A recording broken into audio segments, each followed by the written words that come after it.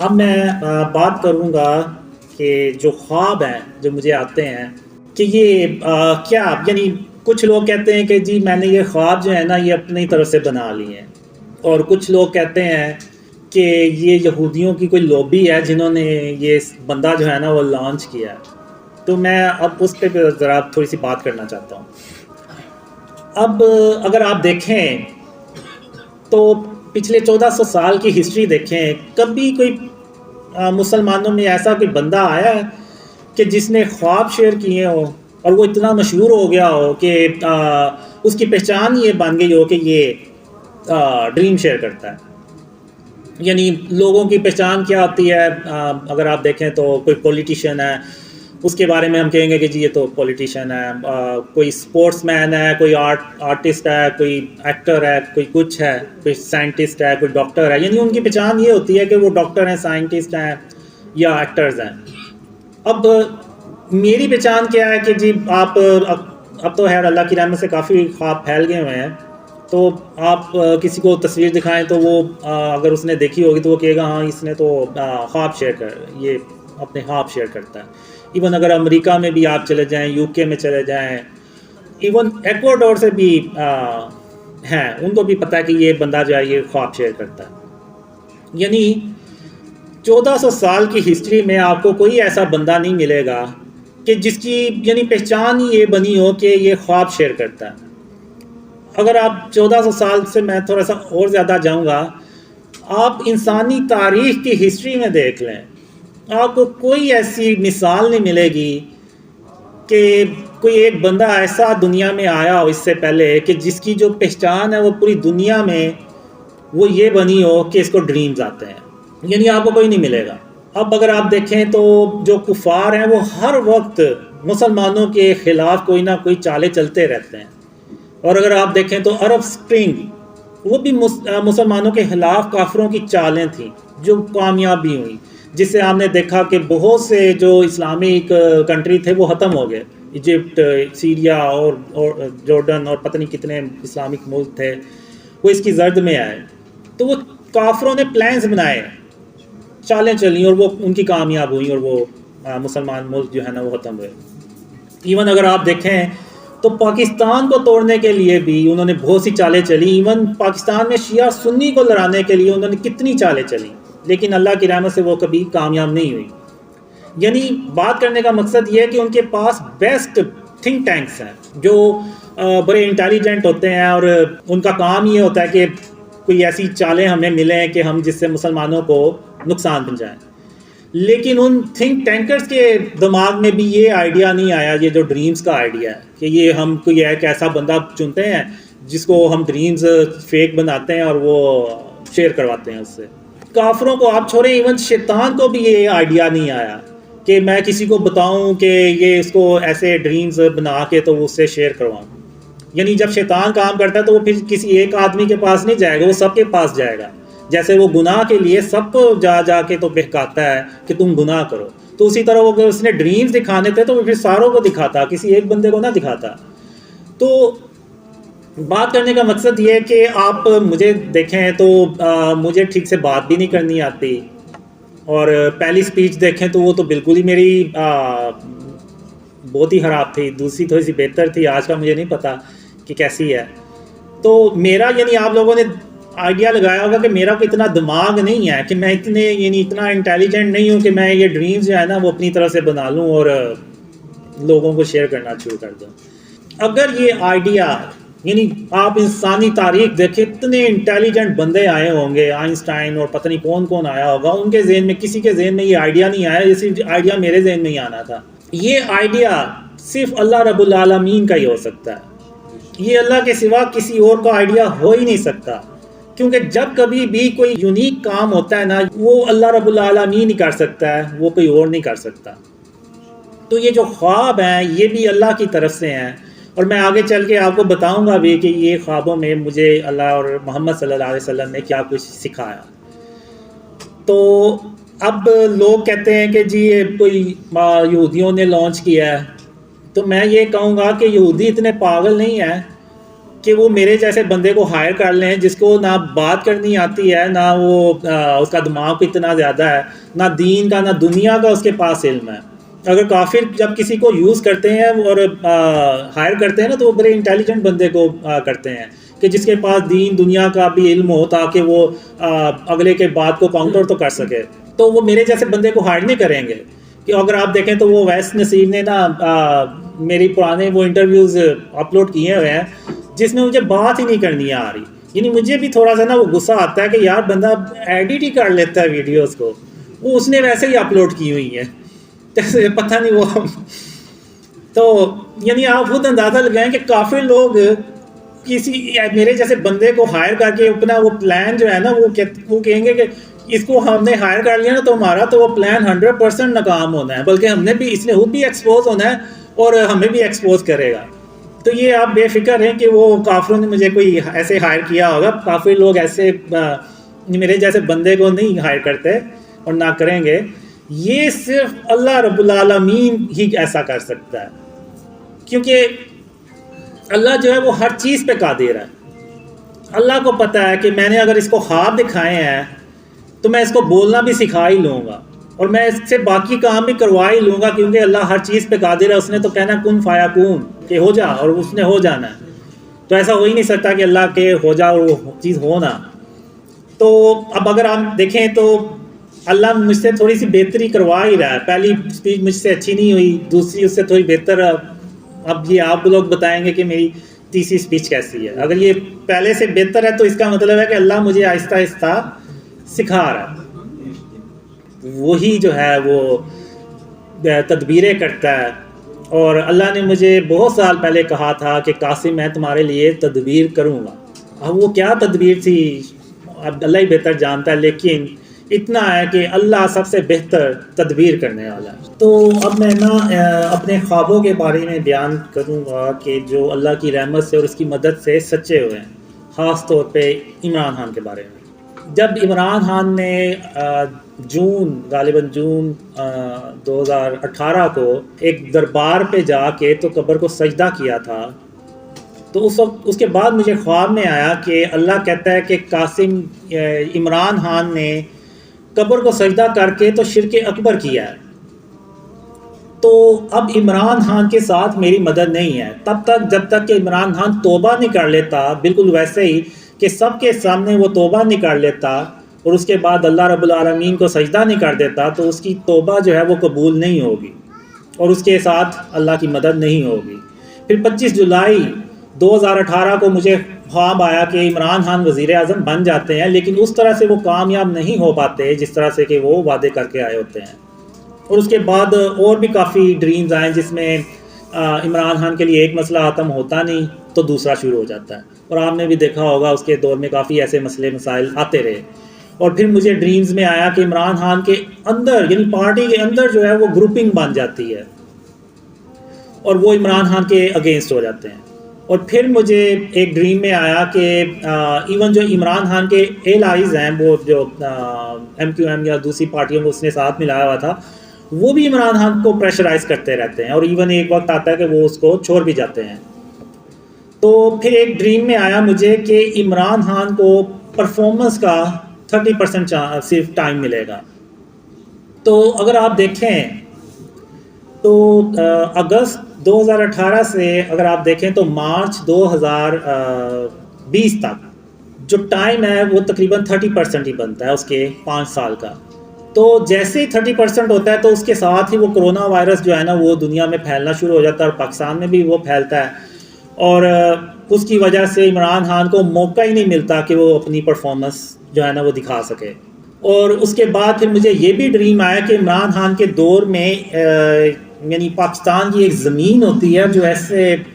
دھنس جاتی ہے، اور اس سے بہت سے لوگوں کی جو کاروبار ہے نا وہ شدید متاثر ہوتے ہیں۔ تو یعنی یہ ڈریم سمبولک ہوتے ہیں، تو وہ ایک قدرتی آفت کو ریپریزنٹ کر رہی تھی، یعنی کوئی عمران خان کے دور میں کوئی قدرتی آفت آئے گی، تو وہ آپ نے دیکھا کہ وہ کرونا وائرس کی صورت میں آئی۔ تو اس کے بعد اگر آپ دیکھیں تو عمران خان کو دنیا بھر سے سپورٹ حاصل تھی، یعنی اگر آپ دیکھیں تو جتنا اسٹیبلشمنٹ نے عمران خان کو سپورٹ کیا تھا اتنا شاید ہی پاکستان کی تاریخ میں کسی وزیر اعظم کو سپورٹ کیا ہو. لیکن ان سب باتوں کے باوجود عمران خان جو ہے وہ اپنا مدت بھی پوری نہیں کر سکے. یعنی اگر آپ دیکھیں تو عمران خان اس طریقے سے گھر گئے کہ پاکستان میں آج تک کسی وزیر اعظم کو نہیں جانا پڑا. یعنی ووٹ آف نو کانفیڈنس سے عمران خان کو ریموو کیا گیا ایز اے پرائم منسٹر. تو اس کے علاوہ 2 خواب ایسے تھے کہ جس کے یعنی بعد میں جا کے تو عمران خان نے ہو بہو ویسے ہی الفاظ کہے. اب لوگ کہتے ہیں کہ جی میں پریڈکشن کرتا ہوں اور یہ وہ اس طرح کی، تو بہت سے لوگ پریڈکشنز کرتے ہیں. تو جو پریڈکشنز کرتے ہیں وہ 100 پریڈکشنز کی ہیں تو ان میں سے کوئی 8-10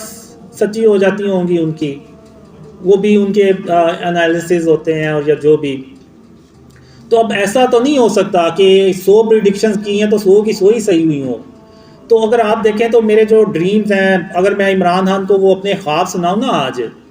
تو کہ مجھے یہ خواب آئے تھے آپ کے بارے میں، تو عمران خان کہے گا کہ شاید وہ مجھے نا یہ قاسم جو نیوز ہیڈ لائنز ہیں نا وہ پڑھ کے سنا رہا ہے. یعنی اتنے سچے وہ ڈریمز جو تھے نا وہ ہوئے تھے. اور جو میں نے اپنی 2 خوابوں کا ذکر کیا، اس میں ایک خواب میں عمران خان امریکہ سے کہہ رہا ہوتا ہے کہ ہم آپ کے غلام نہیں ہیں، اور ایک خواب میں عمران خان کہتا ہے، یہ خواب مجھے آیا تھا مارچ 2020 کو، اس میں عمران خان غصے میں آ کے، اضطراب کی حالت میں آ کے کہتا ہے کہ اگر آپ لوگ سمجھتے ہیں کہ مجھ سے بہتر کوئی اور آ کے مجھ سے بہتر پرفارمنس دکھا سکتا ہے تو پھر ٹھیک ہے، آپ اس کو بلا لیں اور میں چلا جاتا ہوں. تو اگر آپ دیکھیں تو جب عمران خان کو ہٹایا گیا تو عمران خان نے یہ ورڈ بہت بار یوز کیا کہ ہم امریکہ کے غلام نہیں ہیں. اور پھر کچھ مہینے پیچھے چلے جائیں تو عمران خان نے ایک سپیچ میں کہا کہ اگر آپ یہ سمجھتے ہیں کہ میری جگہ کوئی اور آ کے تو مجھ سے بہتر پرفارمنس دکھا سکتا ہے تو پھر ٹھیک ہے، آپ اس کو لے آئیں، میں چلا جاتا ہوں. تو اب میں یہ پوچھتا ہوں کہ یہ کیسے ہو سکتا ہے کہ ایک پریڈکشن کرنے والا ہو بہو ایسے، یعنی کیسے کہہ سکتا ہے کہ یہ ایک وقت آئے گا کہ یہ بندہ یہی الفاظ کہے گا. تو وہ صرف اللہ رب العالمین ہے جس کو غیب کا پتہ ہے، جس کو مستقبل کا پتہ ہے، جس کے دلوں کے حالوں کا پتہ ہے. تو وہ اللہ کو پتہ تھا عمران خان نے یہ ورڈ ایک دن کہنے ہیں، تو وہ اللہ نے اپنی رحمت سے وہ مجھے پہلے ہی خوابوں میں دکھا دیے کہ عمران خان نا یہ ایک وقت آئے گا ایسے ورڈز یوز کرے گا. تو جب عمران خان گیا 10 اپریل کو، تو 15 اپریل 2022 کو مجھے خواب میں آیا کہ عمران خان بہت زیادہ کوشش کرتا ہے لیکن وہ ارلی الیکشنز کروانے میں بھی کامیاب نہیں ہوتا. تو یہ خواب میں نے، وہ طلحہ بھائی تھے، طلحہ بھائی ہیں آسٹریلیا سے، تو طلحہ بھائی آسٹریلیا سے ہیں، تو ان کو نا میں نے یہ خواب شیئر کیا، انہوں نے وہ ویڈیو بنا کے نا تو اپلوڈ کر دی. لیں جی، اب جب کبھی بھی وہ جو عمران خان کی جو ہوا بنی، یعنی پوری دنیا سے اس کو سپورٹ آ رہی تھی، اور ہر روز وہ آ رہا تھا بریکنگ نیوز، اگلے 24 گھنٹے میں الیکشن کا اعلان ہونے جا رہا ہے، اگلے 48 گھنٹے میں، اگلے 24 گھنٹے میں. اور میں اللہ سے دعا کیا کرتا تھا، یا اللہ اب تو نے مجھے خواب تو دکھا دیا ہے، اب تو ہی ہے جو اس خواب کو سچا کر کے دکھا دے، ورنہ ارلی الیکشنز ہو گئے تو یہ میرا خواب جو ہے نا یہ جھوٹا ہو جانا. اور میرے جو مخالفین ہیں نا انہوں نے تو یہ نکال کے بتانا ہے کہ دیکھو یہ اس کا خواب جو ہے نا یہ جھوٹا ہو گیا. تو کرتے کرتے ایون سپریم کورٹ نے بھی آرڈر کر دیا کہ 14، یعنی عمران خان نے 2 اسمبلیاں بھی توڑ دیں اپنی کہ کسی طرح ارلی الیکشنز ہو جائیں. تو پھر ایون سپریم کورٹ نے بھی اعلان کر دیا کہ 14 مئی کو ہر حال میں الیکشنز ہوں گے. اور میرا نہیں خیال کہ پاکستان کی تاریخ میں کبھی ایسا ہوا ہو کہ سپریم کورٹ کی بھی جو احکامات ہے اس پہ بھی عمل نہ ہوا ہو.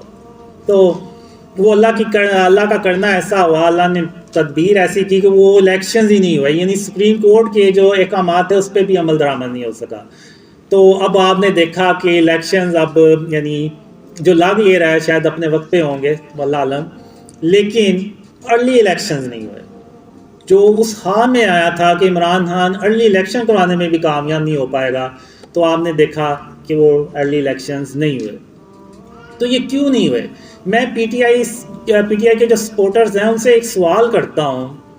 کہ آخر کیا وجہ ہے کہ آرمی نے اتنا سپورٹ کیا عمران خان کو، پوری دنیا سے عمران خان کی کو سپورٹ کرتے ہیں لوگ اور ابھی بھی کرتے ہیں، لیکن آخر ایسی کیا وجہ ہوئی کہ عمران خان ناکام ہی ہوتے چلے گئے؟ تو انہوں نے کبھی غور ہی نہیں کیا، کبھی کوئی غور و فکر ہی نہیں کیا، اور اس کی ایک ہی وجہ ہے کہ جو عمران خان نے اللہ کو چھوڑ کے وہ قبر کو جو سجدہ کیا تھا، وہ شرک اکبر کیا تھا، اور اس کے بعد عمران خان کے ساتھ اللہ کی مدد نہیں تھی، یہی وجہ بنی کہ عمران خان آج ناکام ہو رہے ہیں۔ اور اکثر میں نے پی ٹی آئی کے لوگوں سے بات کی ہے تو وہ یہی کہتے ہیں کہ جی اس نے سجدہ تعظیمی کیا تھا، نعوذ باللہ۔ یہ سجدہ تعظیمی کیا ہے؟ یہ میں نے پہلی بار ہی سنا ہے۔ اللہ کے سوا تو کسی کو سجدہ کیا ہی نہیں جا سکتا، جو کرے گا وہ شرک کرے گا۔ خاتم النبیین محمد صلی اللہ علیہ وآلہ وسلم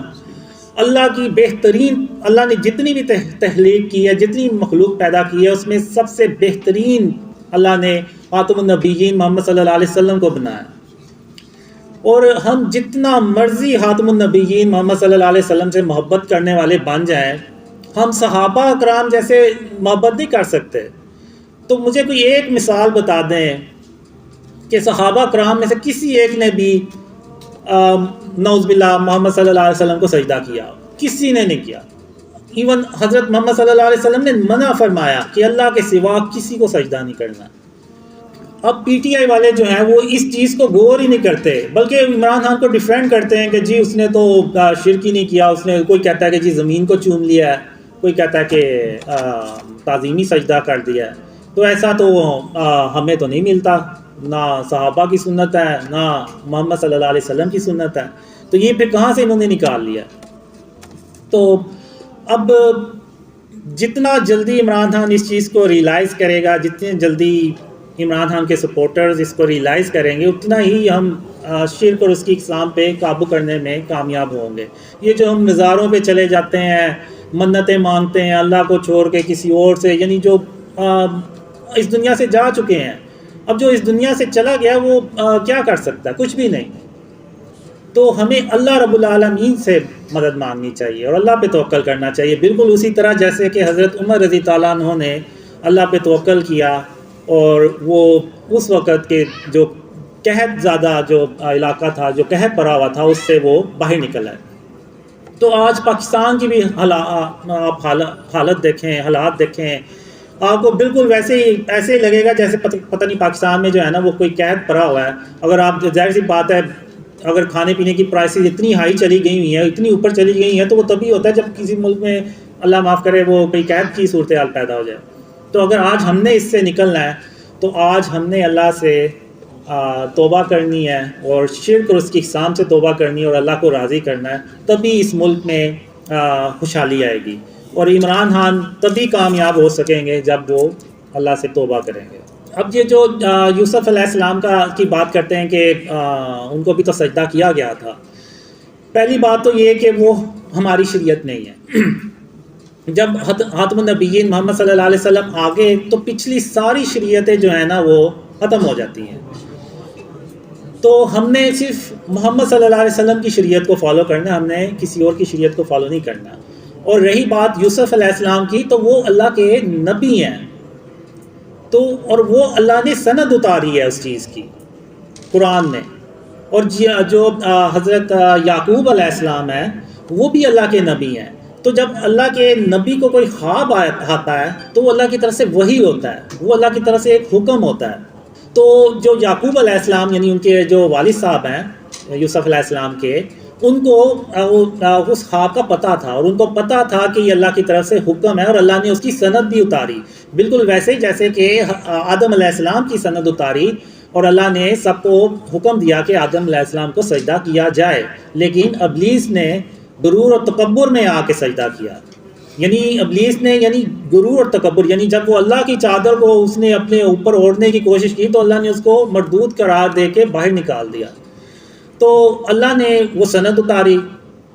اللہ نے ان کو حکم دیا، تو وہ انہوں نے یوسف علیہ السلام کو سجدہ کیا، اور یہ اللہ نے حکم بھی جاری کیا اور سند بھی اتاری۔ تو اللہ نے اس چیز کی کوئی سند نہیں اتاری ہوئی کہ نعوذ باللہ قبروں کو جا کے آپ سجدے کرنا شروع ہو جائیں۔ تو اور ہم نے خاتم النبیین محمد صلی اللہ علیہ وسلم کی شریعت کو فالو کرنا ہے، ہم نے کسی اور شریعت کو فالو نہیں کرنا، کیونکہ پہلے کی امتوں میں شراب بھی حلال تھی، اور ایک شخص 2 سگی بہنوں سے شادی بھی کر سکتا تھا، اور خاتم النبیین محمد صلی اللہ علیہ وسلم کی شریعت میں یہ چیزیں حرام ہو گئی ہیں، یہ نہیں ہم کر سکتے۔ تو اب میں آخر میں بات کروں گا اپنے ڈریمز کے بارے میں، اپنی یعنی آپ کہہ لیں سٹوری کہہ لیں یا جو بھی، تو میں اس کی سٹوری اپنی کہانی بتاؤں گا کہ آخر میں یہاں تک کیسے پہنچا۔ تو 2006 میں نا مجھے پتہ چلا،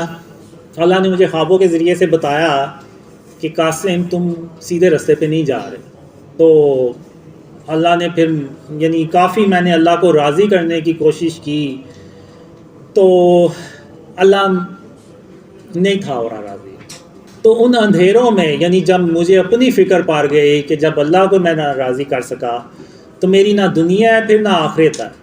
پھر میں گیا۔ تو میں نے بہت کوشش کی، مجھے کوئی رستہ نہیں تھا نظر آ رہا کہ میں اللہ کو کیسے راضی کروں۔ تو ان اندھیروں میں مجھے بیٹھے بیٹھے اچانک ایک خیال آیا، تو پھر میں نے اس پہ غور و فکر کیا۔ میں نے کہا کہ ہاں ایسی غلطی مجھ سے ہوئی ہے۔ وہ غلطی یہ تھی کہ میں نے غلطی سمجھ لیں یا کیا کوتاہی یا واللہ عالم کس کو کیسے میں ایکسپلین کروں گا، وہ یہ تھا کہ میں نے آج اس وقت تک کبھی بھی اللہ کو رحمان کہہ کے نہیں تھا بلایا، یعنی میں نے اللہ کو اللہ ہی کہہ کے بلایا تھا۔ تو ان اندھیروں میں مجھے یہ خیال آیا کہ میں اللہ کو رحمان کہہ کے بلاؤں، تو میں نے اللہ کو نہ پھر رحمان کہہ کے بلایا، اور اس کے لیے پھر میں نے ایک دعا تھی وہ بھی میں نے مانگی اللہ سے، رحمان سے۔ تو ان اندھیروں میں جو ہے نا وہ اللہ نے میری سن لی۔ پھر ایک خواب میں اللہ آیا اور اللہ نے کہا قاسم جب تم کھانا کھایا کرتے ہو تو اپنے کھانے کی برتنوں کو انگلی سے چاٹ کے صاف کر لیا کرو، تو میں تمہارے لیے کوئی تدبیر کروں گا۔ تو ان اندھیروں میں آپ یقین کریں میرے لیے یہ خواب ایسے ہی تھا جیسے کہ یعنی کوئی بہت بڑا میرے لیے اللہ نے کوئی رستہ کھولا ہے، کوئی میرے لیے اللہ نے معجزہ کر دکھایا ہے۔ تو پھر اس عمل پہ یعنی جب بھی میں کھانا کھاتا تھا تو میں اپنے برتنوں کو، کھانے کے برتنوں کو انگلی سے چاٹ کے صاف کر لیا کرتا تھا۔ تو اس کے چند مہینے کے بعد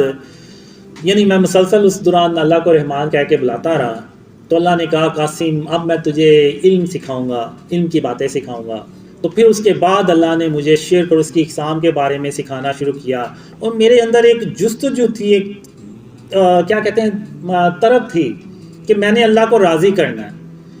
تو جو اللہ اور محمد صلی اللہ علیہ وسلم پھر مجھے خوابوں میں کہتے رہے، بتاتے رہے، میں وہ کام کرتا رہا۔ اب میں ذرا یہاں پہ علماء سے بھی کہوں گا اور جو میرے مخالفین ہیں ان سے بھی میں کہوں گا کہ آپ مجھے بتائیں کہ ان میں ایسی کون سی ایسی بات ہے جو قرآن اور حدیث سے ٹکراتی ہے۔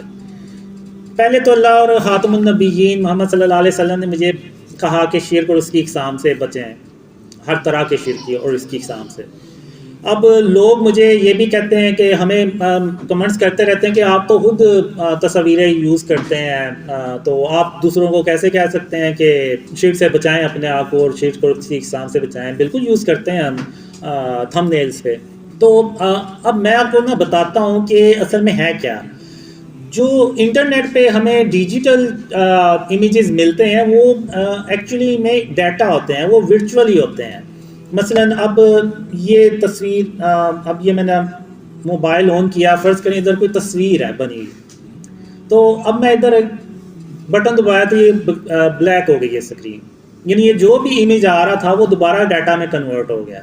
یعنی وہ ختم ہو گیا۔ اب کسی کا موبائل خراب ہو جائے یا لیپ ٹاپ خراب ہو جائے تو وہ جب ریپیئر کروانے کے لیے جاتا ہے تو وہ یہ نہیں کہتا کہ میری اس میں تصویریں ہیں یا ویڈیوز ہیں تو آپ اس کو ریکور کر دیں، وہ یہی کہتا ہے کہ اس میں میرا ڈیٹا پڑا ہے، بس وہ میرا ریکور ہو جائے، باقی موبائل کی خیر ہے۔ تو یعنی یہ جو ڈیجیٹل چیز ہے نا یہ ڈیٹا ہے، یہ جیسے ہی آپ بند کرتے ہیں اپنا موبائل وغیرہ یہ ڈیٹا میں کنورٹ ہو جاتا ہے۔ لیکن اگر یہاں پہ کوئی تصویر لگی ہوئی ہے یا ادھر کوئی اسٹیچو پڑا ہوا ہے اور ہم لائٹیں بند کر کے باہر چلے بھی جائیں تو وہ تصویر، اس کی فزیکل اپیئرنس اور یا اس بت کی اپیئرنس، وہ اس کی موجودگی یہاں پہ موجود رہے گی، وہ ختم نہیں ہوگی، وہ یہاں پہ رہے گی، لیکن موبائل کی جو ہے نا وہ ختم ہو جاتی ہے۔ لیکن پھر بھی ہم جہاں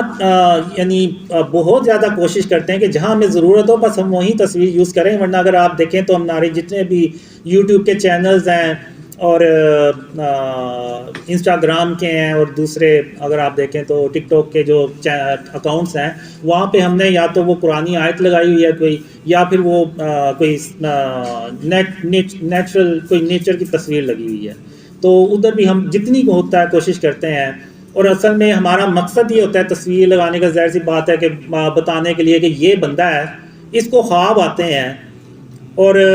اس کے خوابوں میں جو سب سے اہم پیغام ہے وہ یہ ہے کہ شرک اور اس کی اقسام سے اپنے آپ کو بچائیں۔ بالکل اسی طرح جیسے اگر آپ دیکھیں تو ابراہیم علیہ السلام نے سارے بتوں کو توڑ دیا لیکن ایک بڑا بت چھوڑ دیا، کیونکہ اس کو یعنی دکھانا تھا کہ کافروں کو دکھانا تھا کہ یہ دیکھیں آپ کے جو بڑا بت ہے اس کو سارا پتہ ہوگا، آپ اس سے پوچھیں۔ تو یعنی ان کو ضرورت تھی تو اس بت کو نہیں توڑا۔ تو اسی طرح اللہ نے یہ بھی خوابوں میں بتایا ہے کہ جہاں پہ ضرورت ہو، جہاں پہ ریاست کا قانون ہو، اب ریاست کا قانون ہے کہ نوٹوں پہ تصویریں ہوں گی، تو وہ ہماری جیبوں میں بھی پڑے ہوتے ہیں اور ہم نماز بھی پڑھتے ہیں، کیا کریں اب ہمیں اس کی ضرورت پڑتی ہے، چیزیں خریدنی ہوتی ہیں۔ تو جو نوٹ ہے نا وہ ریاست کا قانون ہے، آئی ڈی کارڈ پہ تصویر ہے وہ بھی ریاست کا قانون ہے، ڈرائیونگ لائسنس ہے تو اس پہ بھی ریاست کا قانون ہے، اور جگہ جگہ جہاں بھی ریاست کا قانون لاگو ہوتا ہے، یعنی جہاں بھی انہوں نے فرض کیا ہوا ہے، وہ ضروری کیا ہوا ہے، وہاں پہ وہ تصویریں ہوتی ہیں، تو وہاں پہ وہ جائز ہے۔ اب کسی کا رزق جڑا ہوا ہے، اب یعنی کوئی فوٹوگرافر ہے، اب اس کا رزق ہی وہ یہ ہے کہ وہ تصویریں بنائے گا تو وہ رزق کمائے گا۔ اب یہ تو نہیں ہو سکتا کہ وہ اس کو کہیں گے جی تم اپنا بزنس ختم کرو، اللہ معاف کرے اس کو کوئی بندوق پکڑا دیں یا وہ بھیک مانگنا شروع ہو جائے، ایسے نہیں، بالکل نہیں ہے۔ وہ اس کام کو جاری رکھ سکتا ہے۔ فرض کریں اس نے اپنے فوٹوگرافر نے تصویریں لگائی ہیں کہ 15-20 تصویریں لگائی ہوئی ہیں دیوار کے اوپر جو ویزیبل رہتی ہے، ایون وہ دکان بھی بند کر کے چلا جائے گا تو وہ تصویریں وہیں پہ رہیں گی، تو اس کی جگہ وہ یہ کر سکتا ہے کہ وہ کوئی البم بنا لے اور اس میں وہ تصویر رکھیں اور البم کو بند رکھے۔ کوئی کسٹمر آیا تو وہ اس کو البم کھول کے تو دکھا دے کہ یہ میری یہ کریشنز ہے، آپ کو ایسی تصاویریں ملیں گی۔ تو یعنی جہاں جتنا ہو سکتا ہے اس کو بھی وہ ادھر وہاں پہ احتیاط کرنی ہے، اپنے آپ کو یعنی اس سے بچانا ہے شرک اور اس کی اقسام سے۔ اور چونکہ وہ اس کا رسک بھی ہے، اور جہاں پہ صحت کا معاملہ آ جائے، ظاہر سی بات ہے کچھ آپ میڈیکل پروڈکٹس دیکھیں گے تو اس میں بھی تصویریں بنی ہوتی ہیں، تو وہ بھی ضرورت ہوتی ہے، ظاہر سی بات ہے دوائیں کھانی ہوتی ہیں، تو وہ وہاں بھی الاؤ ہے۔ تو اب چونکہ ہمیں ضرورت ہے تو ہم یہ یوز کرتے ہیں۔ جب ہمارے یہ ڈریمز پھیل جائیں گے، جب یہ پیغام پوری امت کو پہنچ جائے گا کہ ہم نے شرک اور اس کی اقسام کو اپنے آپ سے بچانا ہے، کیونکہ اگر آپ دیکھیں تو سمپل سے ٹائٹلز اور تھم نیلز بنا دیں، ان کو کوئی دیکھتا بھی نہیں ہے، تو وہ پھر اس لیے بھی وہ تصاویر ہم یوز کرتے ہیں، لیکن اس کو ہم ایک لمٹ میں رکھا ہوا ہے، اور اس کو جب ہمیں ضرورت نہیں ہوگی ہم ہٹا دیں گے۔ تو یہ چیز اللہ نے مجھے یعنی ڈریمز میں دکھائی، اور اللہ نے ایک خواب میں مجھے یہ بتایا کہ قاسم اگر تم نے بھی تصویروں کو دیکھنا ہے تو ہندو بھی تو تصویریں ہی دیکھتے ہیں، تو تم میں اور ان میں فرق ہی کیا رہ جاتا ہے پھر؟ تو یعنی اللہ نے مجھے یہاں تک بتایا، تو اس لیے دیواروں پہ بھی تصویریں لگانا جو ہے نا وہ ٹھیک نہیں ہے، وہ بھی فارم آف شرک ہے۔ اب بچوں کے کھلونے ہیں تو وہ بھی اب ضرورت ہے، ورنہ تو بچے تو آپ کو پتہ ہے کتنا تنگ کرتے ہیں، تو آپ رکھ سکتے ہیں، لیکن یہ کہ جب بچے کھیل لیں تو آپ ان کھلونوں کو کسی باکس میں ڈال دیں یا الماری میں رکھ دیں یا ان کے اوپر کوئی چادر ڈال دیں تاکہ وہ چھپ جائیں۔ اور جب اللہ اپنی رحمت سے اس ملک کو شرک اور اس کی اقسام سے پاک کرے گا اور ایسے کھلونے آ جائیں گے جن پہ تصویریں نہیں ہوں گی، تو پھر ہم ان کھلونوں کو لے کے آئیں گے اور ان کو ہم ختم کریں گے۔ اور اسی طرح یہ جتنے بھی اسٹیچوز ہیں، اب اس میں یہ نہیں کہتا کہ آپ سب اللہ معاف کرے وہ جا کے تو توڑنا شروع کر دیں، نہیں، یہ حکومت کا کام ہے۔ حکومت کا کام ہے کہ وہ ان ہاؤسنگ سوسائٹیز کو پابند کرے کہ وہ ان مجسموں کو ختم کریں، اور کسی ہاؤسنگ سوسائٹی کو الاؤ نہ کرے کہ وہ مجسمے جو بت بنا کے رکھتے ہیں وہ رکھیں، یا جو بڑے بڑے بینرز لگے ہوئے ہیں ان میں اتنی بڑی تصاویر ہیں۔ جیسے کہ اللہ نے مجھے کہا کہ اگر تم نے بھی تصویروں کو دیکھنا ہے اور ہندو بھی تصویروں کو دیکھتے ہیں تو تم میں اور ان میں فرق ہی کیا رہ گیا؟ تو ہم نے بھی اتنے بڑے جو بینرز لگائے ہیں جن میں تصاویر ہوتی ہیں، تو اب ہم نے بھی انہیں کو دیکھنا، تو پھر ہم میں اور ہندوؤں میں پھر فرق ہی کیا رہ جاتا ہے؟ یعنی اتنا مشکل ہے اس اسلامک ملک میں اپنے آپ کو شرک اور اس کی اقسام سے اپنے آپ کو بچا کے رکھنا کہ بعض بات تو میں خود سوچتا ہوں کہ پتہ نہیں ہم اسلامک ملک میں بھی ہیں یا نہیں ہیں. یہ ہر روز کوئی چیز لے کے اس پہ تصویر بنی ہوتی ہے. وہ میں نے تو اسپرے پینٹ لے کے رکھے ہوئے ہیں، تو جب بھی کوئی چیز آتی ہے تو میں اس پہ نا وہ تصویر بنی ہو تو اس پہ اسپرے پینٹ مار دیتا ہوں. تو بس یہ آپ کہہ لیں کہ یہ 24 گھنٹے کی نا کوئی ایک ڈیوٹی ہے جس پہ کام کرنا ہوتا ہے. تو یہ مجھے اب خوابوں میں اللہ نے شرک کے بارے میں بتایا اور اس کی فارمز کے بارے میں بتایا. اب ہندو یہ جو انڈینس موویز ہوتی ہیں وہ اس میں ایک اپنا باطل خدا ضرور دکھاتے ہیں، بلکہ وہ تصویر ہی سٹارٹ ہی ان کا وہاں سے ہوتا ہے اکثر موویز میں. تو اب یہاں پہ میں یہ بتانا چاہ رہا ہوں کہ اللہ جو ہے نا وہ تمام جہانوں کا رب ہے. اب فلم بھی ایک جہان ہے، بے شک وہ فیک سٹوری ہے، اس کا بھی رب صرف اللہ رب العالمین ہو سکتا ہے اور کوئی نہیں ہو سکتا. تو وہ جب ہم فلم دیکھتے ہیں جس میں باطل خدا ہوتے ہیں، جیسے میں نے ابھی پہلے بھی مثال دی کہ وہ جب ہم دیکھیں گے اور ہم اپنے آگے رشتہ داروں کو دوستوں کو کہیں گے کہ یار بڑی اچھی سٹوری تھی، اس کے باطل خدا نے اس کی مدد کی اور جیت گیا، تو وہ ہم اس پہ یعنی یقین تو کر رہے ہیں، زبان سے کہہ دینا کہ جی ہم اللہ کے ساتھ کسی کو شریک تھوڑی ٹھہرا رہے ہیں، نہیں، ہم نے عملی طور پہ بھی اس پہ عمل کرنا ہے. یہ ہو ہی نہیں سکتا کہ ہم زبان سے کہہ دیں اور عمل ہمارا زیرو ہو، تو ایسا نہیں ہونا چاہیے. تو یہ اللہ نے مجھے خواب میں اور خاتم النبیین محمد صلی اللہ علیہ وسلم نے خوابوں میں بتایا کہ یہ شرک اور اس کی اقسام ہے. اگر آج آپ نظر دوڑا کے دیکھیں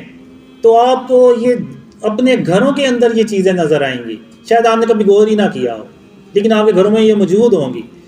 تو اب وہ خواب جس میں اللہ مجھے کہتا ہے کہ قاسم یہ دنیا اس سے پہلے اتنی شرک سے بھری ہوئی کبھی نہیں تھی جتنی ہے آج شرک سے بھری ہوئی ہے،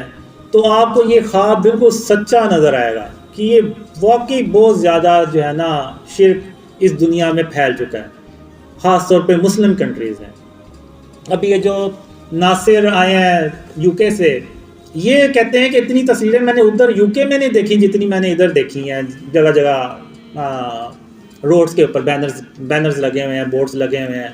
اس پہ دیکھی ہیں. اور اس کے علاوہ آپ دیکھیں تو وہ اسٹیچوز بھی آپ کو جگہ جگہ نظر آئیں گے. اب وہ جو ہم بطخ سی بنا دیتے ہیں، گملہ ہے بطخ کا، خرگوشوں کا، وہ اکثر گھروں کے سامنے آپ کو وہ بطخ جو ہے نا وہ نظر آئیں گی، خرگوش نظر آئیں گے، خرگوشوں کے گملے، اور وہ تو ایگل بھی نظر آئیں گے اور کافی چیزیں نظر آئیں گی. اب آپ مجھے یہ بتائیں کہ جو بطخیں باہر پری ہوتی ہیں جن میں وہ گملے سے بنے ہوئے ہیں، ان میں اور وہ جو خانہ کعبہ میں بت پڑے ہوئے تھے ان میں اور ان میں فرق ہی کیا ہے؟ کوئی فرق نہیں ہے،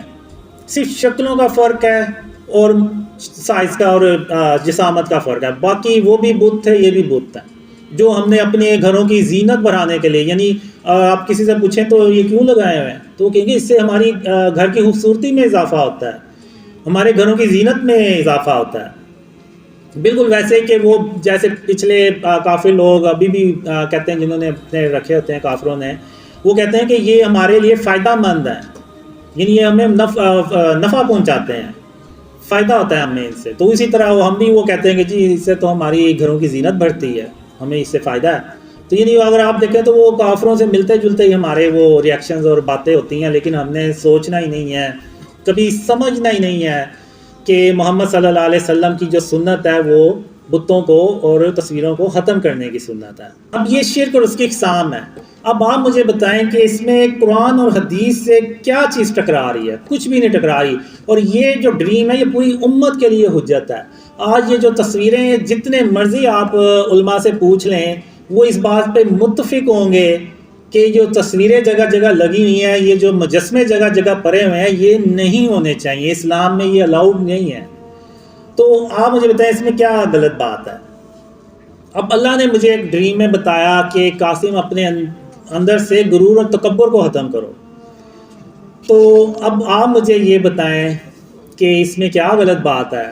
یہ تو اللہ نے قرآن میں بھی ارشاد فرمایا ہوا ہے، محمد صلی اللہ علیہ وسلم نے بھی فرمایا ہوا ہے غرور اور تکبر کے بارے میں. پھر ایک ڈریم میں اللہ نے رسول اللہ صلی اللہ علیہ وسلم نے مجھے فرمایا کہ قاسم اللہ کی صبح و شام تعریف اور اس کی تسبیح کیا کرو. تو آپ مجھے بتائیں اس میں کیا غلط بات ہے؟ یہ تو قرآن میں اللہ نے جگہ جگہ ارشاد فرمایا ہوا ہے کہ اللہ کی تعریف اور اس کی تسبیح کیا کرو. اور ابھی یہ جو میرے سے محسن نے بات کی تھی کہ یہ جو کرسیوں کی بات کی تھی، تو میں اس پہ بھی تھوڑی سی بات کر دوں کہ جب بھی وہ میٹنگ ہوتی ہے تو میں یہ کوشش کرتا ہوں کہ جن کرسیوں پہ آپ بیٹھے ہوئے ہیں میں بھی ان کرسی پہ بیٹھوں، میرے لیے یعنی کوئی اسپیشل کرسی نہ ہو. اس کی وجہ ایک یہ ہے، ایک ڈریم میں مجھے یعنی ایسے ہی میٹنگ سی ہوتی ہے، ساری ایک جیسی کرسی ہوتی ہیں، لیکن جو میرے لیے انہوں نے سلیکٹ کی ہوتی ہے وہ ان کرسیوں سے زیادہ لگژری ہوتی ہے، زیادہ اچھی ہوتی ہے. تو مجھے یہ کہتے ہیں وہ لوگ کہ آپ اس پہ بیٹھیں، ہم نے آپ کے لیے یہ کرسی رکھی ہے. تو میں اس پہ نہیں بیٹھتا، میں اسی کرسی پہ بیٹھتا ہوں جس پہ باقی بیٹھے ہوتے ہیں. تو پھر خواب میں اللہ مجھے کہتا ہے قاسم تیری اسی سادگی کی وجہ سے محمد صلی اللہ علیہ وسلم تیرے خوابوں میں دوڑتے چلے آتے ہیں. تو اللہ نے مجھے یہ مثال دے کے تو بتایا. تو اب یہ سن کے مجھے اتنی خوشی ہوئی کہ محمد صلی اللہ علیہ وسلم یعنی خاتم النبیین، یعنی اللہ کے جو آخری رسول ہیں صلی اللہ علیہ وسلم، وہ اگر آپ لوگوں کو پتہ چلے کہ آپ لوگوں کے خوابوں میں وہ دوڑتے چلے آ رہے ہیں اور کس وجہ سے آ رہے ہیں، آپ کو یہ بھی اللہ بتا دے، تو آپ اس پہ کتنی سختی سے عمل کریں گے کہ یہ میں کچھ بھی ہو جائے یہ عمل میں نہیں چھوڑوں گا. کہیں ایسا نہ ہو کہ میں یہ عمل چھوڑ دوں اور میں بھی وہ لگژری کرسیوں پہ بیٹھنا شروع ہو جاؤں جس پہ آپ نہ بیٹھیں اور پتہ چلے جی خاتم النبیین محمد صلی اللہ علیہ وسلم اب میرے خوابوں میں نہیں آ رہے. تو اس سے بڑا اور میرے لیے کیا صدمہ ہو سکتا ہے. تو اس لیے میں کوشش یہی میں نے عرفان بھائی کو اسپیشلی اس ڈیوٹی پہ لگایا ہوا ہے کہ جو باقیوں کے لیے کرسی ہوگی وہی میرے لیے ہوگی. ایسا نہیں ہونا چاہیے کہ میں کسی اچھی کرسی پہ بیٹھا ہوں اور آپ کوئی دوسری کرسی پہ بیٹھیں. تو یہ اس میں آپ مجھے بتائیں کہ اس میں کیا یعنی غلط بات ہے جو اسلام یا قرآن اور حدیث سے ایسی کوئی بات ٹکراتی ہے. پھر ایک خواب میں اللہ نے مجھے بتایا کہ اپنے سینے سے کینے اور بغض کو ختم کرو. تو اب مثال اللہ نے جو خواب میں مجھے دکھائی نا وہ بڑی اللہ نے دکھائی کہ وہ جو ڈریم گرل تھی نا اس کے بارے میں اللہ نے مجھے کہا کہ اس کے یعنی تمہیں اس کے لیے بھی اپنے سینے میں کینہ اور بغض ذرا برابر بھی نہیں رکھنا. تو میں صبح اٹھا، میں نے اللہ سے کہا یا اللہ تو نے کوئی اور مثال دینی تھی، اس نے اتنے سال مجھے رگڑا لگایا تو کوئی اور مثال دیتا تو میں یعنی بہت مشکل ہے کہ میں بھولوں کہ میرے ساتھ کیا ہوا کیا نہیں ہوا. لیکن پھر بھی میں نے کہا کہ نہیں اللہ میں نے اپنے آپ سے عہد کیا ہوا ہے. میں نے یعنی ایک خواب میں اللہ سے کہا تھا کہ یا اللہ بس مجھے تو ایک موقع دے دے، ایک موقع دے دے، اگر میں اب بھی اپنے آپ کو نہ سدھار سکا تو پھر تو مجھے بے شک چھوڑ دینا. تو وہ چیز پھر میرے ذہن میں آتی تھی اور میں نے کہا کہ نہیں اگر اللہ نے کہہ دیا کہ کینہ اور بغض نکالنا ہے اپنے سینے سے تو میں ہر حال میں انشاءاللہ اللہ کی مدد سے اپنے سینے سے کینے اور بغض کو نکالوں گا. تو اس میں کیا بری بات ہے؟ اب ایک خواب میں اللہ نے مجھے کہا کہ قاسم جب تم زمین پہ چلا کرو تو عاجزی سے چلا کرو اور یعنی سافٹلی چلا کرو کہ تم کوئی زمین کو پھاڑ تو نہیں دو گے. پھر اس کے بعد میں نے اپنی جو چلنے کا سٹائل ہے وہ بھی چینج کیا. اکثر لوگ ہوتے ہیں ایسے سینہ تان کے تو ایسے چلتے ہیں، تو اللہ کو وہ چال بالکل پسند نہیں ہے. تو آپ لوگوں نے اکثر دیکھا ہوگا کہ میں ایسے یعنی تھوڑا سر کو جھکا کے تو چلتا ہوں. تو یہ اللہ نے اس خواب میں مجھے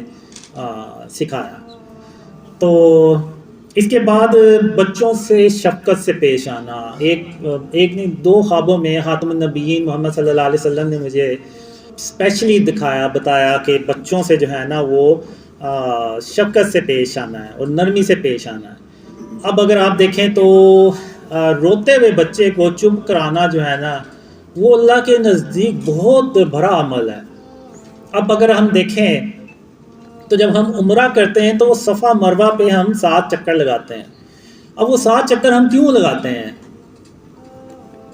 اب وہ 7 چکر ہم اس لیے لگاتے ہیں کہ جب اسماعیل علیہ السلام پیاسے تھے اور رو رہے تھے اور ان کی جو امی تھیں والدہ تھیں وہ ان کو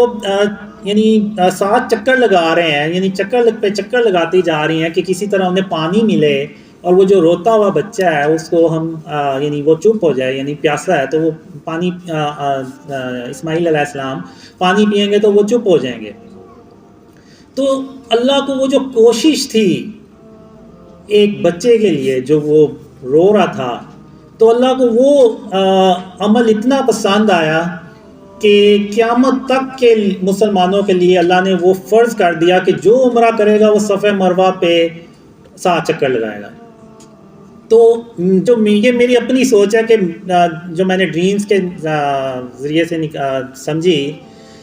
کہ جو بچوں کو چپ کرانا ہے نا، وہ اللہ کو اتنا پسند آتا ہے عمل کہ وہ اللہ نے وہ مثال بنا دی ہمارے لیے. اور ایک ڈریم میں تو یعنی مجھے اللہ نے یہ دکھایا کہ کوئی روتا ہوا بچہ ہے، اس کو جب چپ کرایا جاتا ہے تو وہ ایسے ہی ہے جیسے ایک بڑا عالم اپنے وقت کا، اس کی کئی سال کی جو عبادت ہے اس کے برابر ہے وہ، یعنی اس سے بھی بھر کے وہ عمل ہے جب کسی روتے ہوئے بچے کو ہم چپ کراتے ہیں. اللہ نے یہ بھی کہا کہ کسی کی غیبت نہیں کرنی. اب غیبت میں ظاہر سی بات ہے کہ کوئی موجود نہیں ہے تو جب ہم اس کے خلاف بات کرتے ہیں تو وہ غیبت میں آتا ہے. لیکن ہم جو لوگ ہیں، ہم عوام ہیں، وہ ہم حکمرانوں کے بارے میں بھی باتیں کرتے ہیں. لیکن ایک ڈریم میں میں کہتا ہوں کہ جب ہم حکمرانوں کے بارے میں بات کرتے ہیں نا، ان کے خلاف بات کرتے ہیں، تو وہ غیبت میں نہیں آتا، کیونکہ حکمرانوں کا فرض ہے کہ اپنی عوام کا خیال رکھیں. بالکل ویسے ہی جیسے حضرت عمر رضی تعالیٰ عنہ ایک رات کو جب گشت کر رہے تھے تو انہوں نے دیکھا کہ ایک عورت اپنے یعنی خلیفہ کے بارے میں بات کر رہی ہے، یعنی اس نے کھانا رکھا ہوا ہے اور پانی اس کے اندر رکھا ہوا، یا وہ خالی ہے اور وہ اپنے بچوں کو حوصلہ دے رہی ہے کہ کھانا پک رہا ہے تو آپ صبر کریں. لیکن وہ مقصد اس عورت کا یہ تھا کہ وہ بچے جو ہے نا روتے روتے بس سو جائیں کسی طرح. تو حضرت عمر رضی تعالیٰ عنہ نے وہ سن لیا، تو انہوں نے یہ نہیں کہا کہ تم میری غیبت کر رہے ہو یا تم خلیفہ کی غیبت کر رہی ہو. نہیں، اس وقت حضرت عمر رضی تعالیٰ عنہ کو اپنی بار گئی. پھر وہ اسی وقت بیت المال میں گئے، وہاں سے اناج کی بوری اٹھائی اور خود اٹھائی اور وہ اس عورت کے پاس لے کے گئے اور بچوں کو کھانا دیا. پھر وہ بچے جو ہیں وہ سوئے ہیں. تو میرے خیال سے حکمرانوں کے بارے میں دوسروں کو شر سے بچانے کے لیے کر سکتے ہیں. تو یعنی غیبت جو ہے وہ اس میں پھر بھی ہمیں کوشش کرنی چاہیے. میں اس لیے کہہ رہا ہوں کہ میں خود حکمرانوں کے خلاف جو ہے نا بات کرتا ہوں کہ اس طرح سے نہیں کرنی چاہیے. خاص طور پہ شرک سے کسی حکمران نے آج تک کوشش ہی نہیں کی کہ اس ملک کو شرک اور اس کی اقسام سے پاک کیا جائے. تو اب میں آخر میں بات کروں گا کہ اب یعنی بات میں نے یہ کرنی تھی کہ میں یہاں تک کیسے پہنچا. تو ابھی اگر آپ نے دیکھا تو جو میں نے مثال دی، اللہ رحمان ہے. تو اب اگر میں یہاں پہ آج موجود ہوں نا تو وہ صرف اس وجہ سے ہوں کہ اگر اللہ رحمان نہ ہوتا نا تو آج میں یہاں پہ نہ ہوتا. تو آج میں وہ انہی اندھیروں میں پڑا رہتا اور شاید میرا برا ہی حال ہوتا. تو اللہ نے اپنی رحمت سے ان اندھیروں سے باہر نکالا. اب باتیں ہیں کہ پاکستان میں خوشحالی اور اس سے متعلق جو مجھے ڈریمز آئے ہیں وہ کیا ہیں. اب کچھ ڈریمز ہیں، ایک دو ڈریمز ہیں، اس میں ایون عمران خان سے بھی یہ کہتا ہوں کہ اگر میرے خواب آپ کے بارے میں سچے ہوئے ہیں تو میرے وہ خواب جو پاکستان کی خوشحالی اور اسلام کی سربلندی سے متعلق آئے ہیں وہ بھی سچے ہوں گے. میں آپ کو کچھ ڈریمز شیئر کرتا ہوں کہ وہ ڈریمز کیا ہیں. اب ایک ڈریم میں یہ ہوتا ہے کہ میں نا دیکھتا ہوں کہ ایک سونے کی بھری سی دکان ہے، بہت بڑی ہے، اور اندر وہ سونا جو زیورات ہے وہ پڑے ہوئے ہیں اور دروازہ اس کا کھلا ہوا ہے. تو میں اس کو دیکھ کے حیران ہوتا ہوں. میں کہتا ہوں یہ پاکستان ہے اور یہ سونے کی دکان یہاں پہ کھلی ہوئی ہے، باہر گارڈ بھی نہیں بیٹھا ہوا اور یہ دروازہ بھی اس کا کھلا ہوا ہے، یہ چکر کیا ہے. تو میں پھر اندر جاتا ہوں تو واقعی ادھر سونا پڑا ہوتا ہے، تو مالک وہاں پہ نہیں ہوتا. پھر میں وہ ساتھ والی جو شاپ ہوتی ہے اس سے پوچھتا ہوں کہ یہ ساتھ والا جو شاپ کیپر جس کی دکان ہے وہ کدھر گیا ہے. تو وہ کہتا ہے کہ یہ اپنے کسی کام سے نا گھر میں گیا ہے. تو اور دکان اس کو وہ ایسے ہی کھلی چھوڑ گیا. تو میں بڑا حیران ہوتا ہوں, میں کہتا ہوں یہ کہ اللہ نے اس قوم کو ایسا کر دیا ہے اپنی رحمت سے کہ سونے کی دکان کھلی ہوئی ہے لیکن کوئی سونا لوٹنے ہی نہیں آ رہا, بلکہ میں دیکھتا ہوں دکان سے کے آگے سے لوگ گزر رہے ہیں اور وہ اس دکان کی طرف دیکھ بھی نہیں رہے. تو میں نے کہا یہ یعنی کیسے اللہ کی رحمتیں اور برکتیں اس ملک میں اتنی آ گئی ہیں. اور ایک دوسرے ڈریم میں دیکھتا ہوں کہ ہزاروں بھی نہیں, لاکھوں بھی نہیں, بلکہ کروڑوں روپیہ میں دیکھتا ہوں کہ سڑک کے ایک طرف پڑا ہوتا ہے اور لوگ گزر رہے ہوتے ہیں اور کوئی ان پیسوں کی طرف دیکھتا بھی نہیں ہے, نہ ان کو اٹھاتا ہے. ایون میں یہ دیکھتا ہوں کہ جو باہر ویسٹرن میڈیا ہے وہ اس کو رپورٹ کرتا ہے کہ پاکستان کی سڑکوں پہ کروڑوں روپیہ پڑا ہوا ہے لیکن اس کو اٹھانے والا کوئی نہیں ہے. تو یعنی وہ چیز بھی دیکھ کے میں حیران ہوتا ہوں کہ یہ اللہ نے اس قوم کا آخر ایسا کیا کر دیا ہے کہ کروڑوں روپیہ اس سڑکوں پہ پڑا ہوا ہے لیکن اس کو اٹھانے والا کوئی نہیں ہے. تو یہ سب اللہ کی رحمتیں اور برکتوں سے یہ ممکن ہوگا. اب میں آپ کو یہاں پہ ایک مثال بھی دینا چاہوں گا, اور وہ مثال یہ ہے کہ آج کہتے ہیں پاکستان میں آپ کسی بھی اکانومسٹ سے پوچھ لیں وہ یہی کہے گا کہ پاکستان میں جو خوشحالی ہے نا, وہ تو دور کی بات ہے, 20-25 سال لگ جائیں گے پاکستان کو صرف ٹریک پہ آنے کے لیے کہ ہم ترقی کی طرف چل پڑے ہیں. تو جتنے بھی آپ اکانومسٹ ہیں آپ ان سے پوچھ لیں وہ سب کے سب یہی کہیں گے. اسی طرح آپ دنیا کے بہترین کمانڈرز لیں اور ان کو ٹائم ٹریول کروا کے تو پیچھے 1400 سال پیچھے لے جائیں کہ جس دن غزوہ بدر شروع ہونی تھی. آپ ان کمانڈرز کو بتائیں کہ یہ سچویشن ہے, ایک طرف یہ 313 لوگ ہیں جن میں اکثریت نے کبھی جنگ ہی نہیں لڑی اور اکثر کے پاس تو لکڑی کے ڈنڈے ہیں, اور دوسری طرف طاقتور ترین کافروں کی فوج ہے جو ہر طرح سے جنگی مہارت بھی رکھتی ہے اور ان کی تعداد بھی 1000 ہے اور ان کے پاس جدید اس دور کا اسلحہ بھی ہے. تو آپ ان کمانڈر سے پوچھیں کہ آپ بتائیں ان میں سے کون جنگ جیتے گا, تو وہ سارے یہ کہیں گے کہ یہ جو کافروں کی فوج ہے وہ جیت جائے گی کیونکہ وہ ہر طرح سے بھاری ہے. لیکن ایک اللہ کی مدد ہے جو ان کافروں کے ساتھ تو نہیں تھی لیکن ان مسلمانوں کے ساتھ تھی. اور وہ مسلمانوں کے ساتھ کیوں تھی؟ وہ اس لیے تھی کہ ان 313 مسلمانوں نے ہر طرح کے شرک سے اپنے گھروں کو بھی پاک کیا تھا اور اپنے علاقوں کو بھی پاک کیا تھا, اور وہ اللہ کے سوا کسی کو مدد کے لیے نہیں پکارتے تھے اور اللہ کے ساتھ کسی کو شریک نہیں ٹھہراتے تھے. تو اللہ کی مدد ان 313 لوگوں کے ساتھ تھی. اور وہ آپ لوگوں نے دیکھا کہ خاتم النبیین محمد صلی اللہ علیہ وسلم نے جنگ شروع ہونے سے پہلے کہا, دعا مانگی اللہ سے کہ یا اللہ یہی بس تھوڑے سے لوگ ہیں کہ اگر آج یہ ہار گئے نا تو پھر تیرا نام لینے والا دنیا میں کوئی نہیں ہوگا. تو اس وقت کے لوگوں نے اللہ پہ توکل کیا, اللہ کے ساتھ کسی کو شریک نہیں ٹھہرایا. تو آج اگر ہم مسلمان ہیں تو وہ ان 313 لوگوں کی وجہ سے مسلمان ہیں, ورنہ آج ہم مسلمان نہ ہوتے. تو اللہ نے ان 313 لوگوں کو ان 1000 کی جو کافروں کی فوج تھی ان پہ فتح ان کو دی اور وہ اللہ کی مدد سے جنگ جیت گئے. تو جو کمانڈرز ہوں گے ان کا تجزیہ اور ہوگا, لیکن جو اللہ کی مدد ہوگی اور اللہ کا جو فیصلہ ہوگا وہ اور ہوگا. بالکل اسی طرح آج جتنے بھی اکانومسٹ ہیں آپ ان سے پوچھ لیں وہ یہی کہیں گے 20-25 سال تو پاکستان ٹریک پہ بھی نہ جاتا ہوا نظر نہیں آ رہا. لیکن ایک اللہ کی مدد ہے. اگر آج ہم اس ملک کو شرک اور اس کی اقسام سے پاک کر دیں تو اللہ کی مدد آئے گی, اور اللہ کی ایسے مدد آئے گی جہاں سے ہمیں امید بھی نہیں ہوگی. اور اللہ اپنی رحمت سے ہمیں, جو میں یہ نہیں کہہ رہا کہ نعوذ باللہ یعنی میں یہ نہیں کہہ رہا کہ ہم آج شرک کو ختم کر دیں گے تو کل صبح اٹھیں گے تو ہر طرف خوشحالی ہمیں نظر آئے گی. نہیں, ٹائم لگے گا, لیکن ہو سکتا ہے جہاں 20-25 سال لگنے ہیں وہاں پہ 2-2.5 سال لگیں,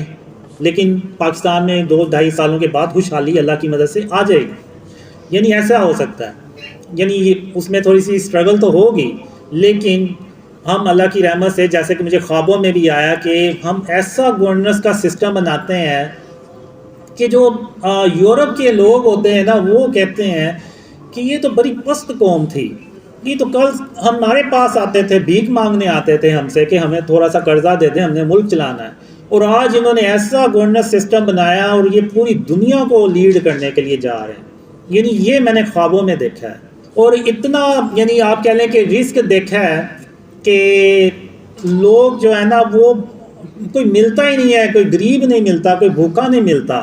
یعنی اس وقت نیکی کیسے کر سکتے ہیں؟ یہ نہیں کر سکتے کہ آپ کسی بھوکے کو کھانا کھلا دیں یا کسی کو صدقہ خیرات دے دیں یا زکوٰۃ دے دیں، نہیں۔ اس وقت جو میں نے دیکھا ہے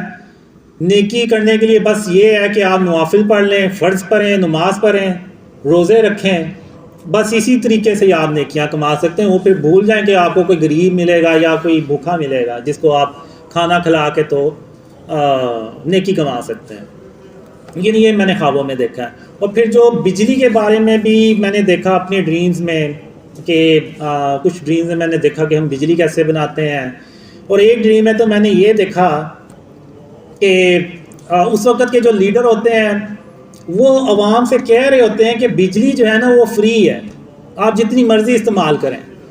وہ ان پاکستانیوں کو یقین ہی نہیں آ رہا ہوتا کہ بجلی جو ہے نا وہ پاکستان میں فری ہو گئی ہے، تو وہ یعنی لوگ اس لیڈر کی بات ماننے سے انکار کر دیتے ہیں۔ تو وہ لیڈر کو یہ کہنا پڑتا ہے کہ اگر آپ کو میری بات کا یقین نہیں آ رہا نا تو آپ جائیں اپنے میٹر جو ہے نا وہ توڑ دیں، تو آپ کو یقین آ جائے گا، آپ کو کوئی بجلی کا بل نہیں آئے گا۔ یعنی میں نے یہ اپنی ڈریمز میں دیکھا ہے، اللہ کی رحمتیں اور برکتیں ہیں، اور یہ تبھی ہو سکتا ہے جب ہم شرک اور اس کی اقسام سے اپنے آپ کو بچائیں، اور جب ہم بچائیں گے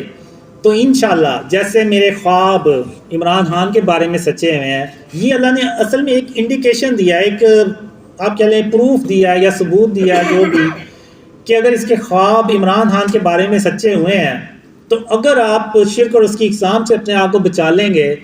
تو اس کے جو باقی کے خواب ہیں نا وہ بھی سچے ہوں گے، اور اس ملک میں اتنی خوشحالی آئے گی کہ لوگ جو ہے نا وہ ڈھونڈتے رہ جائیں گے کہ ہمیں کوئی غریب مل جائے کسی طرح کہ ہم نیکی کر لیں۔ تو اب میں اپنی اسپیچ کا اختتام کرتا ہوں اس نیت سے، اس دعا سے کہ اللہ ہمیں شرک اور اس کی اقسام سے بچانے کی توفیق عطا فرمائے، کیونکہ اللہ نے قرآن میں بھی ارشاد فرمایا جس نے شرک کیا اس نے گویا اپنی جان پہ ظلم کیا، اور اللہ قیامت کے دن جس کے چاہے گا گناہ بخش دے گا لیکن شرک کبھی معاف نہیں کرے گا۔ تو میں آپ سب کا بہت شکریہ ادا کرتا ہوں کہ آپ لوگ آئے اور آپ نے اسپیچ سنی۔ تو اب ہم نماز پڑھیں گے۔ اوکے، جزاک اللہ خیر، السلام علیکم ورحمۃ اللہ۔